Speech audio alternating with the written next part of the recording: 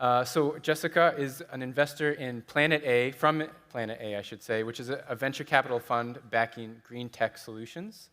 Chris Sigmund is the co-founder and CEO of WILDPLASTIC, which is a startup that works on reducing plastic waste in the wild. And Martin is the founder of 1.5, which develops eco-friendly packaging. And Planet A is an investor in both of these companies. So Jessica, my first question is for you. For people who aren't aware, I mean, I think everyone here probably is, but just in case, what is the link between fossil fuels and plastic? Thanks. Is this working? Yeah. Thanks. It's a great question, and it's not obvious to everyone, but the link between fossil fuels and plastics is actually intrinsic, and there are several of them, mostly tracing back to the raw materials and production of plastics. Fossil fuels are the primary raw material for plastics. They're broken down into hydrocarbons, which are restructured into polymers, which form the basis for plastics.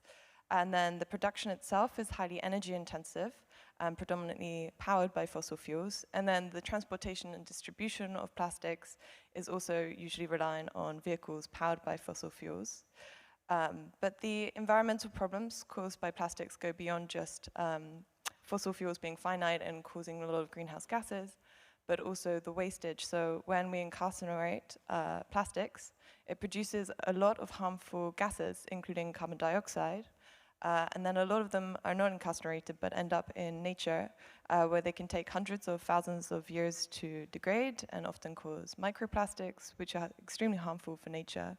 And unfortunately, our recycling rates are really low, and they're actually decreasing. So they were 9% and recently decreased to 5%.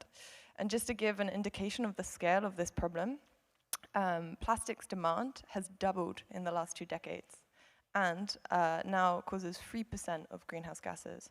Just to explain that the problem of plastics goes even beyond climate and is a real environmental problem in our wastage, water, and biodiversity. Absolutely. And can you tell us how Planet A is working on this issue? Happily, yeah. So we are a fund, so we're championing and investing in solutions, so transformative approaches to the creation, usage, and disposal of plastics. So both on the sort of innovation for the creation side, which we're looking at like bio-based materials, such as 1.5, Martin over here, as well as traceless, so that if the plastics do inadvertently end up in nature, they will biodegrade in a matter of months rather than hundreds of years or thousands. And then we also have the more circular economy approaches, so enabling the circular economy, such as Chris with WILDPLASTIC, which I'm sure he's going to explain better, but is effectively a form of collecting plastics that are already existent and then reusing and recycling them into valuable products, as well as Hive, who is not with us today, but they are leveraging their dense network of deliveries to enable an economically viable way to move products between cities so that we can make a lot of circular economy models more seamless, economically viable, and easy. Fantastic. So Chris, speaking of plastic in the wild, I think a lot of us have heard this really scary statistic that only 9% of plastic has ever been recycled. But another issue that I think people are maybe less aware of in Europe and North America is that in most countries, there is no recycling system. There are no recycling systems. It's all done by people working on the street informally, collecting plastic on their own. And that's one of the issues that WILDPLASTIC addresses. Can you talk to us about the scale of the problem and how you guys are working on that? So first and foremost, hello everyone. I am happy to be here. I came by train from Hamburg. Took me 10 hours. Was super expensive. So it really resonated with me. No, to switch to plastics. I'm here because at WILDPLASTIC we are we're trying to actually address a couple of problems at the same time. Now, we have the privilege to be at this amazing conference, and there is waste management all over the place, separating and then being taken care of afterwards. 2 billion people in this world do not have access to waste management. 3 billion people openly dump their garbage because, for the lack of alternatives. It's not like they don't want to, but they cannot. So that means that the large majority of waste is just not managed. And at the same time, and just what a horrible data point, right? Everything is increasing, recycling rates are decreasing. So at the same time, we need recycled material. And this is where WILDPLASTIC is trying to, connect the dots. We are working with waste management organizations, informal waste management organizations around the globe. And this is the crazy statistic, they are recycling about 60% of global plastics. So this is happening through informal recyclers, informal collectors in countries in sub-Saharan Africa, in Asia, in South America. And we are trying to empower them to use that material they are collecting, they are sorting, they are washing, to actually use it for production, either for our own products at WILDPLASTIC or for partners who are using the material. Yeah, thank you so much. Yeah. Martin, I was hoping you could talk to us about packaging. So you guys both provide alternatives to plastic or better ways to use plastic, but wouldn't it be better just to switch entirely to paper or another type of packaging? Yeah, and that's exactly what we're trying to do, to be honest. These 3 billion people that do not have access to the right infrastructure for recycling have obviously a certain cry for help already put out. And when we develop new solutions, then we're trying to make sure that these today compounds of aluminium and PE or PET, so generally mostly unrecyclable solutions, are being turned into paper-based packaging. Now, paper, by definition, doesn't have the right performance that you need in order to package most of the products that are out there, especially not liquid products. And when you're looking into the Southeast Asian market, which is very much known as one of the high leakage markets where products are just ending up in in the environment, in water streams and so on, then we're trying to sort of develop those solutions so that they're actually fully biodegradable, just because they end up in these environments. But the reality is that we're working with a lot of large consumer goods companies that obviously have a footprint in the Western world as well, right? So they're essentially trying to swap their current packaging solutions that are based on plastic in the US or in Europe, also towards paper-based packaging, and that is a transformation that we're assisting with, because we have built a huge network of technology partners, as well as a huge portfolio of solutions that then can be used in order to turn paper into a plastic behaving material. Now, these solutions that we develop obviously are meant to be recycled in the paper waste stream in Europe, because the infrastructure for the most part is there. But quite honestly, we here in Central Europe are obviously living in a quite luxurious situation, right? Because our paper waste stream works really well. But what happens is that the solution that we develop are also designed with a bit of a leakage safe system, almost an insurance policy, because if they end up in the environment, then they should also degrade entirely. Okay, thank you. So question for Chris and Jessica, to go back to plastic collection and recycling in other parts of the world. So these are places where they can't or they won't invest in plastic recycling just because it's not worth it to them, or they can't do it. How do companies like WILDPLASTIC and other companies with Planet A make that profitable or make it worth investing in?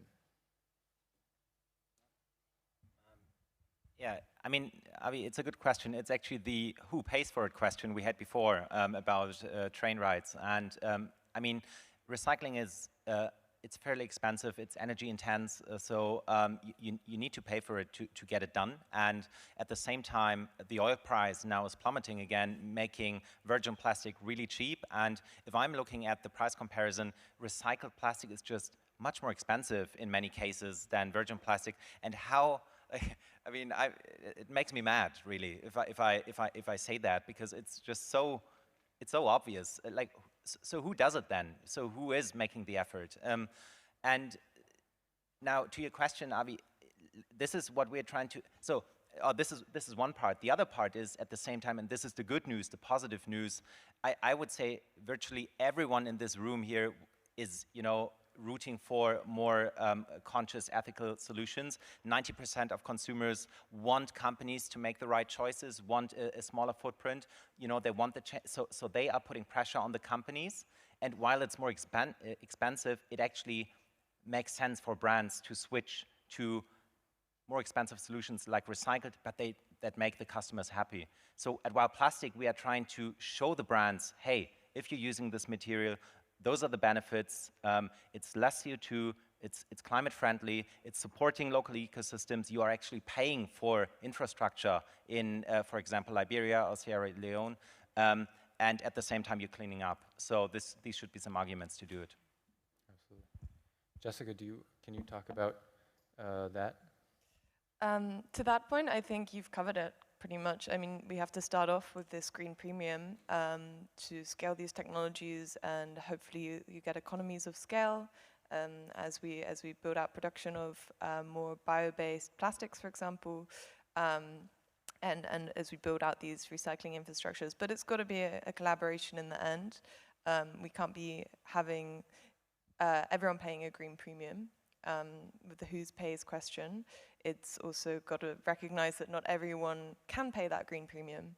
So in the end, we also need a collaboration of regulators, of industry, of municipalities, and international bodies to make this economically viable. It's not something that we can solve with one single piece of technology. It's really got to be a collaboration.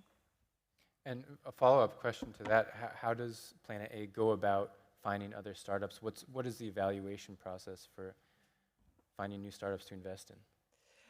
The evaluation process is actually quite unique in Planet A. So we have an in-house impact team who are using science-based methods to really evaluate the startups that we're looking at in considering environmental impact in a very holistic way. So we do life cycle assessments, which really look at a product from birth to hopefully second life and so on.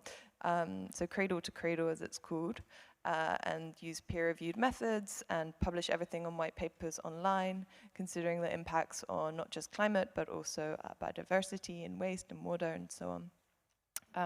And actually, we've foundationally created the fund so that this impact team can influence our investment decisions. The lead of this team is got veto power over our investment decisions, and carry. So in venture capital funds, there's carry on any returns that we make for our limited partners. This is, rather than tied to performance, as all other venture capital funds, is actually tied to hitting our impact KPIs. Does that answer your question? Yeah, absolutely. Well, I have a question for all three of you, which is, we've seen an increase in investment in green tech, both within companies and with investment funds like yours. But kind of by definition, startups can't provide the huge infrastructural changes that we'll need to get away from our widespread use of fossil fuels. So how big a role can startups and investment funds play in the future that we want to move towards? I don't know if you want to start, Martin. Sure. Yeah. So I think one good metaphor for that is, like, usually when you think of a startup that is starting early and that has a huge task to solve, then like we envision this like team that tries to push this like heavy stone up a hill, right? That's kind of what we think it is. But I think much rather the opposite should be the case, because like if we consider ourselves already on top of the mountain and we just start with this small snowball, right? And investors are essentially allowing us to sort of kickstart this entire thing. Then there is a chance that it actually becomes a bigger and bigger snowball moving into an avalanche, right? So like you would be shocked to see once companies like young startups that that over 2 years grow to like 50 people or something like that actually stress test the today's infrastructure, right? And when it comes to these like heavy investments into steel infrastructure that needs to actually do something, then the approach that we have taken is actually to try to avoid investing into that heavy infrastructure and utilizing the one that already exists, by saying that these solutions that we develop are really sort of designed in a way that they can drop into the existing infrastructure, meaning that there is huge plastic packaging producers already out there that have invested into machinery that is now meant to run for another 25 or so years. Obviously they want to continue using those assets, right? And those assets are actually a huge leverage for us as a business, because we don't have to reinvent the wheel entirely. We can actually develop the solutions so that they can fit into that particular infrastructure without having to invest into these large equipments ourselves. Yeah, Chris, if you want to. Can I add something to this? Yeah, please. Now, I totally second that, but I would like to add maybe another layer. When we started WILDPLASTIC, you know, you always ask yourself, well, what is the impact going to be? And the problem is so gigantic. We're talking about billions of tons of plastic, and if our mission is to recover the world's wild plastic and bring it back into the system, you might ask, well, Chris, how are you ever gonna do that or reach that? Well, obviously, we're not alone, and this is not the ambition. I think we have a systemic problem, obviously, like a deeply systemic problem that will not be solved by one company being WILDPLASTIC coming here with a singular solution and saying, hey, well, we just turn this on and then it's all. No, it's actually different. We need to we need to be interconnected with the right players and empower them, to build local infrastructure where it's needed locally. This should not be owned by WILDPLASTIC, but we should actually just be a systemic partner that is working in a larger ecosystem and rebuilding this ecosystem. And this is a bit contradictory to the hero story of startups, because the hero story usually is, hey, I have a solution, and if we just use my solution and you all use it, then the world is going to be a better place. And while there is some truth to that, we do have a solution. Our solution alone won't solve the problem. We will need all of us, all the players to drive change, really. Yeah, and Jessica, I'm wondering what the investor's perspective on this is. Yeah, I can only echo really what you've both just said.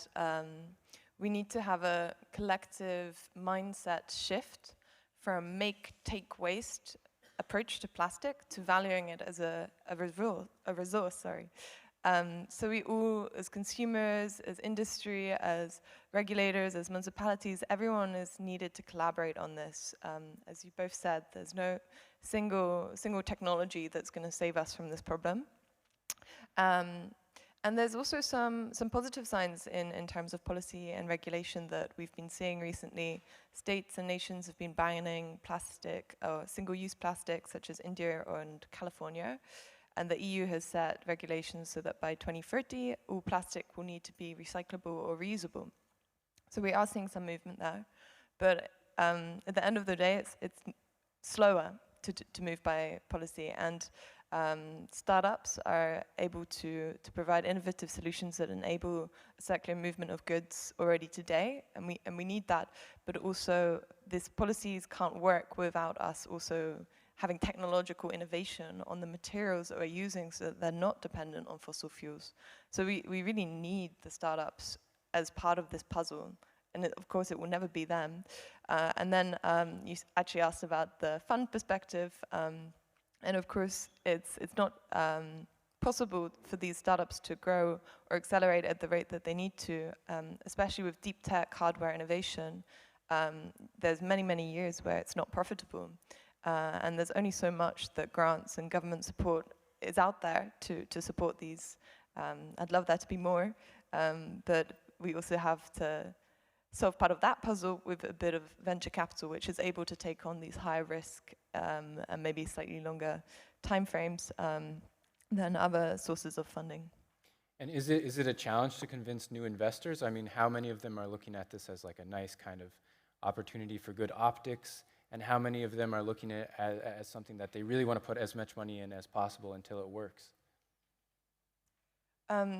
So just to clarify on the question, you're saying, is it hard for investors to... For convincing new, if you're looking for new investors to join the fund, for example, how hard is it to convince them?